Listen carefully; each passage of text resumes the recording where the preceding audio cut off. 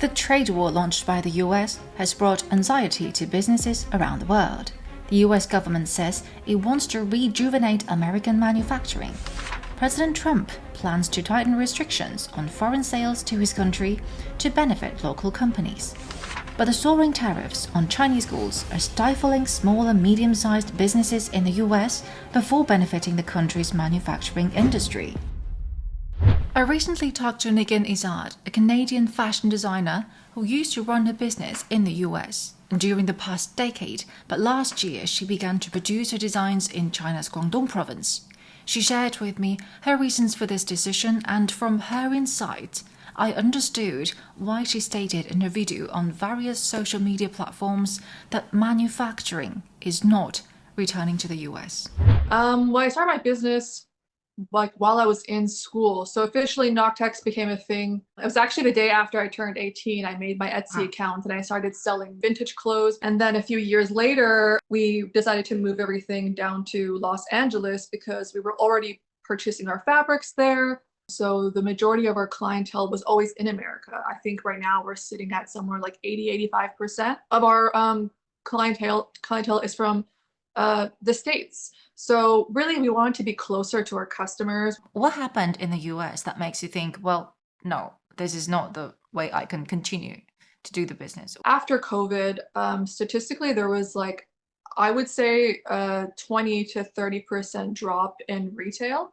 Cost of living in America just became artificially inflated, right? The price of like eggs, and they're worried about being able to even afford a one-bedroom apartment. Businesses, you could see they're struggling, they're getting stressed out. So when you try to work with a company or a factory in the US, like we did, like with many of them actually, different vendors, when they make a mistake, it's kind of like there's no margin for error because everyone is on edge, and I guess their prices went up, and they started to panic, and the panic really just kind of spread into them telling everyone, this is what it is, these are the new prices, take it or leave it. And you also mentioned in your video that the factories in Los Angeles, if they can't really make the clothes as the pattern you gave them, they just can't redo it again. The downtown LA garment district is kind of the last surviving garment district in America. So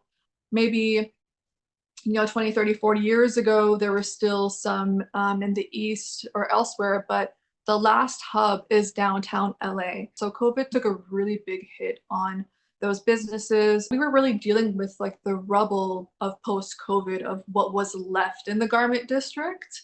And what that really was is people are still operating at half capacity. So one or two contracts they don't get right, for them it's the end, right? Like they don't have a lot of resources, time, or money in their back pocket to even make things right for a customer. My father, he told me to go to China years ago, and I was like, no, it was kind of part of our company and our brand to have things made locally, right? It was part of the ethos.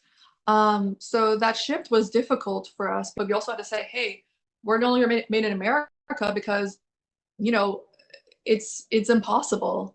It's quite literally impossible. It's prices aside, I was fine paying a bit more and just saying, well, at least it's next door and it's getting delivered from here. But you really, once you get a few production runs that maybe are way too late or don't meet your standards or don't meet your timelines, you put your own business at risk. So we had no choice but to go offshore. Did you choose China the first destination, or did you think about elsewhere? I mean, South America, maybe that's closer, right? So China was my first choice overall because regardless, I do have a background in production and design, so I always knew as far as efficiency and technology and everything else like that, China would be the best option. And coincidentally, 2 years ago, I went to a convention and I met this like lovely team there, and I just got their information just out of curiosity, just in case. And on a trip for my birthday, and I had a production manager that I had hired in LA to go and do the rounds there for me. And she was messaging me on my trip and being like, just telling me about all these issues the factory was having. They cut the fabric wrong. They, and we had to purchase the fabric, but they're doing this and now we're arguing. And I'm like, enough's enough. And I messaged the team, the girl that I had met a year and a half ago from China, from this factory.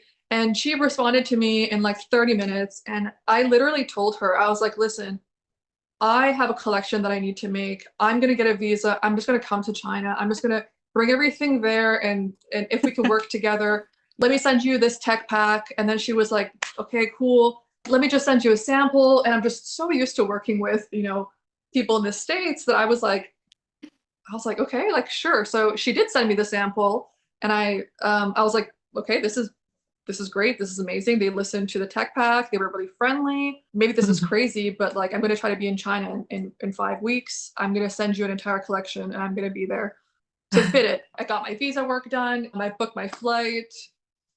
I was there in 6 weeks. The whole thing was really by chance. I just had a good feeling because he was really responsive. And then I kind of learned quickly that's just kind of how people work in China. People are responsive. They appreciate business. It's very difficult to it's kind of like you have to see it to believe it. I think it's difficult. The culture in America, people will promise you a lot and then they don't deliver. And if you tell them they did something wrong, your main options is to take them to court. Like, it's America, everyone sues each other.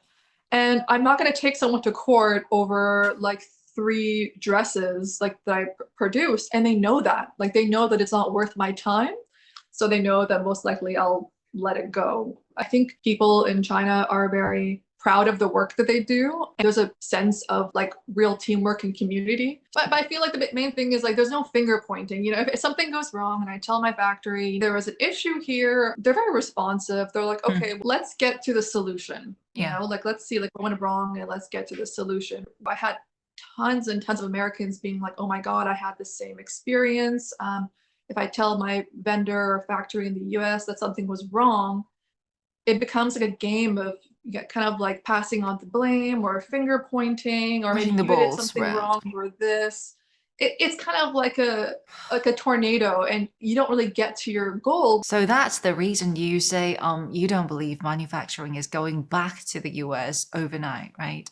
Yeah, I mean, at the bare minimum, the systems, like, let's just talk about the machines and the systems and the entire engineering that would be needed to create these systems. We don't have that. So then there's the actual topic of skilled workers. Do we even have people that would be able to fill all these positions and do them properly?